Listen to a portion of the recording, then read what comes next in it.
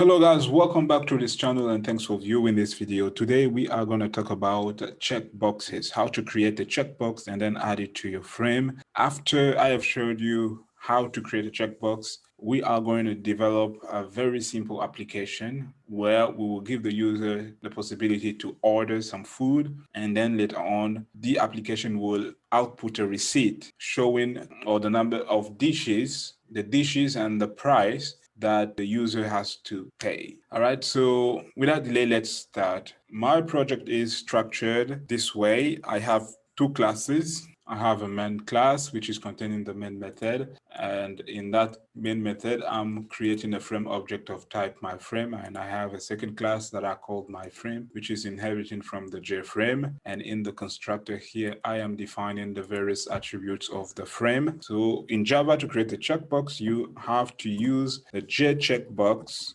class. So I will say JCheckbox and I will call it checkbox. And if you want to instantiate that, you will simply say equal new JCheckbox like this. So we have to import the JCheckbox class. There's a mistake here. I have to say check. So it's supposed to be H here. And now I can import JCheckbox class. So you can add this particular checkbox to your frame. And I'll say this is that add checkbox. And then I need to set bounds. So I'll say checkbox that set bounds. That will be 200, 200, and then 100, 100. So let's run and see. Now you can see we are having a checkbox showing on our frame. We can set the text of this particular checkbox. So we will say pizza like that. And then when you run, so you have the checkbox and then the text just beside it. You know what we can also do? We will add another checkbox. And so this one will say checkbox 2. First one will be checkbox 1. So 1 here and then 2 here. So we will simply change some few code here. So checkbox 1 here we say 100 and then we say burger like this. So let's add checkbox 2 to our frame. That add checkbox 2. Now let's run. So here you have burger and then pizza. Let's reduce the height of these checkboxes. Say 150 and run. All right. We will increase the x-axis.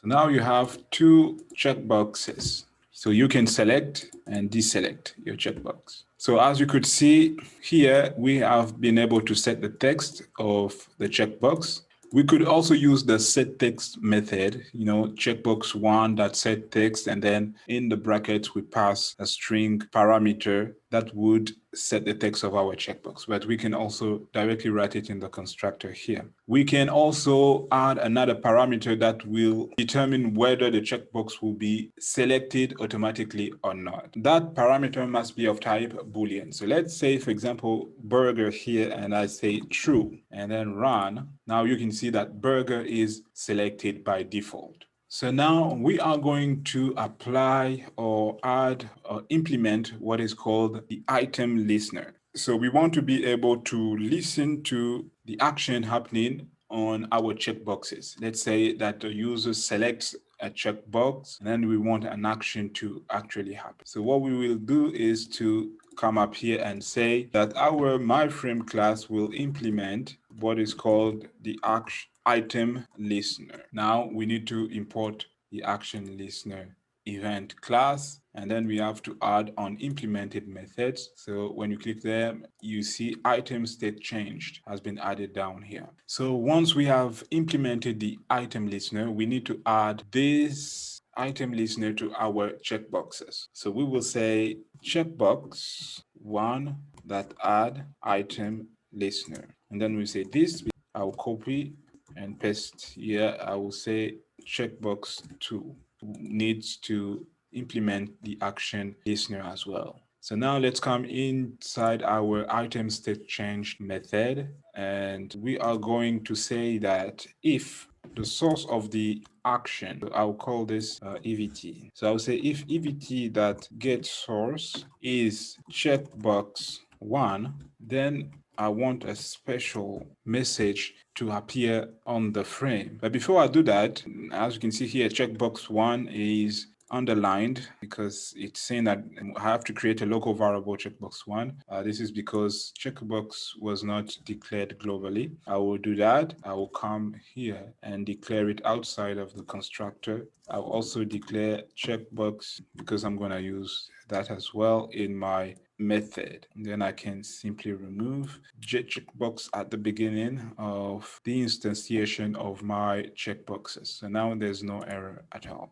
So what I want to do is that whenever the user selects a particular checkbox, I want a certain message to appear on our frame. So for now, we will leave it like this. We will come here and create a label. So Jlabel label, and let me import the Jlabel class. So here I'll say label new Jlabel. Okay, so I need to set bounds and then paste here. So I'll say label that set bounds. So once this is done, I'm gonna change some few stuff here.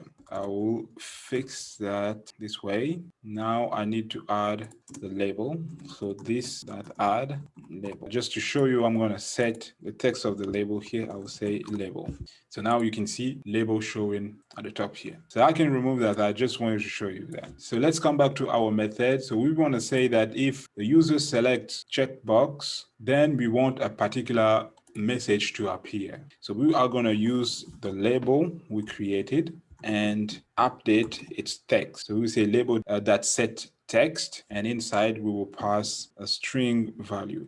Burger checkbox has been. Here we can pass a condition. Okay, so if the checkbox is selected, we want to say burger checkbox has been checked. If it has been unselected, we will say checkbox has been unchecked. So now in order to do that, we will need a condition. Okay, so we will say EVT that get state change. So this particular method is going to determine whether the checkbox has been selected or not. So we will say if the checkbox has been selected, return checked. Else, if the checkbox has been unchecked or deselected, you have to return unchecked. So this is what this line of code means. Okay, so we will do the very same thing for checkbox 2. And here I will say else if item event is coming from checkbox 2,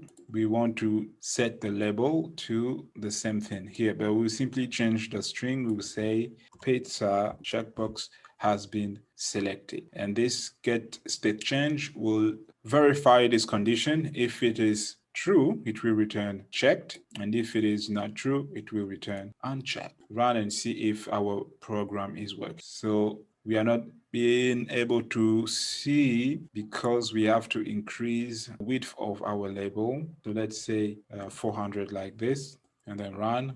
Now let me select. So now you can see burger checkbox has been unchecked because I have unchecked. If I check it, you see burger checkbox has been checked. If I click on pizza, pizza checkbox has been checked. I can also choose to maybe put two labels, one label for pizza and the other label for burger, two messages on the frame. But for now, we will just leave one label like that. So now we are going to fix our program, our application a little bit. So here we will create a food ordering system. So I will simply say that this label, I will set its text to food ordering system.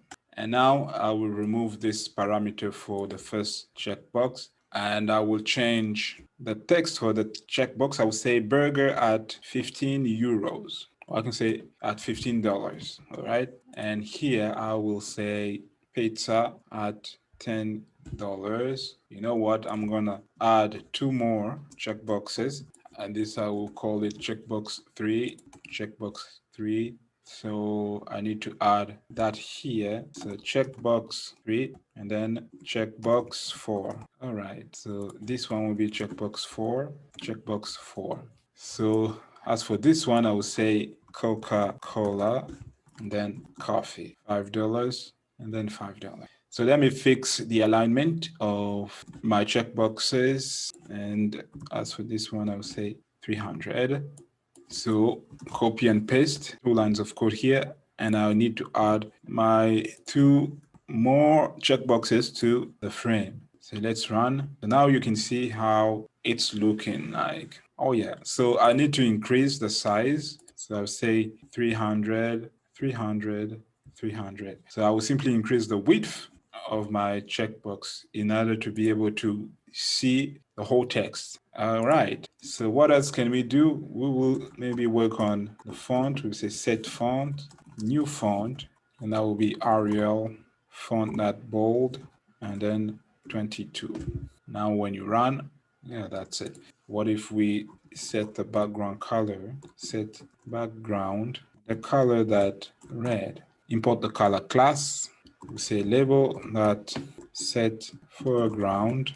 You know what, you can actually use your own colors. I need to set opaque here, so label that set opaque. I'll say true. So this is going to make sure that the background color would work. So now, as you can see, I have a background color. Let me reduce this to 200 and this one to 200 as well, or 300, 250, 250 here for x-axis.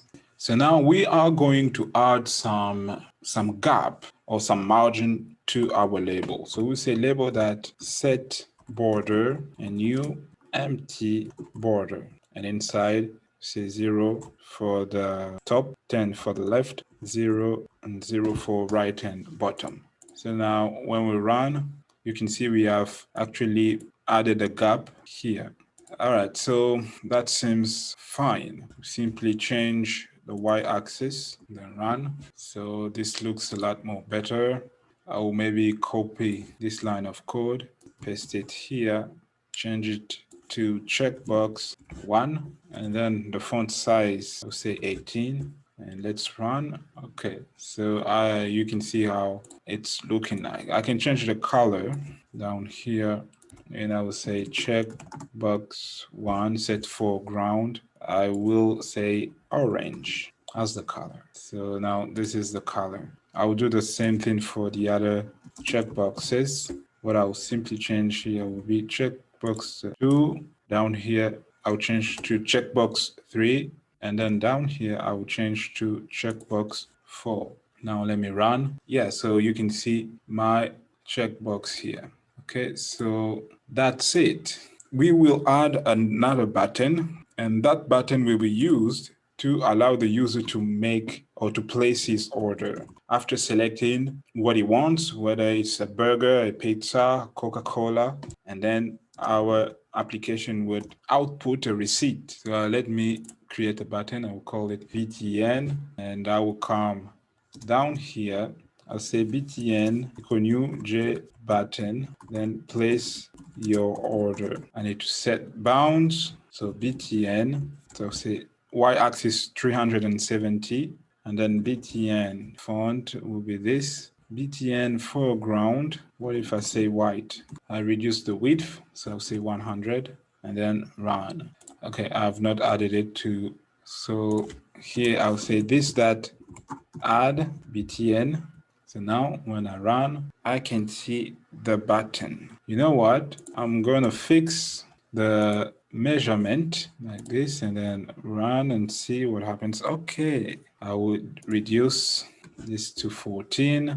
I need to add a background color for this button. I will say BTN that set background color that, what if I say blue? And then run. All right, so you have your button. I need to increase this to 16. Let me change the x-axis and then the width of the button. All right, so now this is how our program is looking like. I will change the y-axis. So now in this particular example, we will want to actually use an action listener. You see this button? You want to say that if the user, if he checks on either one of these checkboxes and then clicks on place order, we want an event to happen. So we need the action listener to be applied on the button. We will simply comment this because we won't need that for now. And then we will add the action listener interface here. So we will simply say here, comma, action listener. then import the action listener interface and add on implemented methods. So you have your action performed method here. We need to add the action listener to the button. So we say btn.add action listener this. In the action listener, we will say here, if checkbox 1 that is selected, then we want our program to return the amount that will be equal. What did we say here? Checkbox 1, $15. So we say 15. So we are having an error because we have to declare amount as a variable. So outside of the if statement, I'm going to declare a float because I want to use decimal numbers that I will call amount is equal. I will initialize it to 0. And apart from the amount, I need a string that I will call MSG and that I will initialize as well to an empty string. So what I want to say here is that if a particular checkbox is selected, we want to actually increase the amount that the user is supposed to pay. So to do that, I will add a plus here. This is going to increment this variable that we called amount. And then our variable MSG here will be equal to, we called it burger, $15. And we can choose to break the line, new line. All right. So that's basically what this means. If the user has selected checkbox 1, we want you to increment the amount he has to pay. And then we want you to also store this value into the variable, the string variable MSG. All right. So we will do that for all the other checkboxes. So we will say checkbox 2 selected. We want to increase this to 10. Okay, that's the pizza, $10. And then here we want to concatenate the message. So by saying pizza here, I want it to be a concatenation. So I will say plus here. I will copy and paste 2 times and simply change this to checkbox 4. And I'm going to check prices. So I'll say $5 here. And as for this one, I will say Coca-Cola was $5. This is checkbox 3, my bad. And this is checkbox 4. It's also $5. And this is coffee.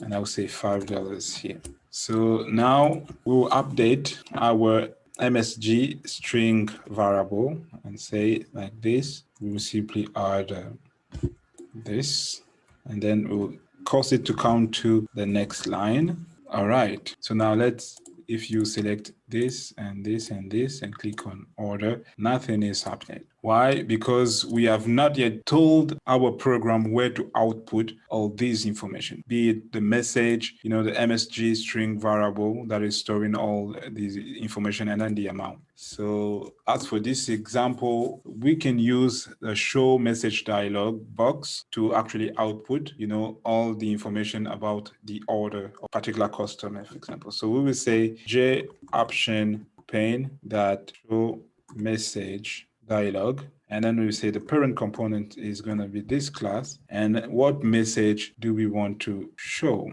So here we need to pass a string. So the string here will be the concatenation of MSG string variable, and I'll add a string here. I'll say total, and I will concatenate that with the amount float variable. All right, so now let's run and see what will happen. So if I click on burger, pizza, and click on order, now you can see I'm having the receipt showing on the screen saying burger, pizza, and then total $25. So I can say semicolon here and maybe add another string here. I'll say dollars. So in the instantiation of my MSG, I can say your order summary, and then I will simply break the line here. So I'll say and like this, so that here I will concatenate it, and then let me come and let's say that we have a customer that wants to buy all of this burger, pizza, Coca-Cola, and then coffee, and then he clicks on place order. So now you can see your order summary, and then you have burger, pizza, Coca-Cola, coffee, and all of that. So let me add another break line here, run. Yeah, so you can see that we have some space here. I can also add some space down here as well, and then run.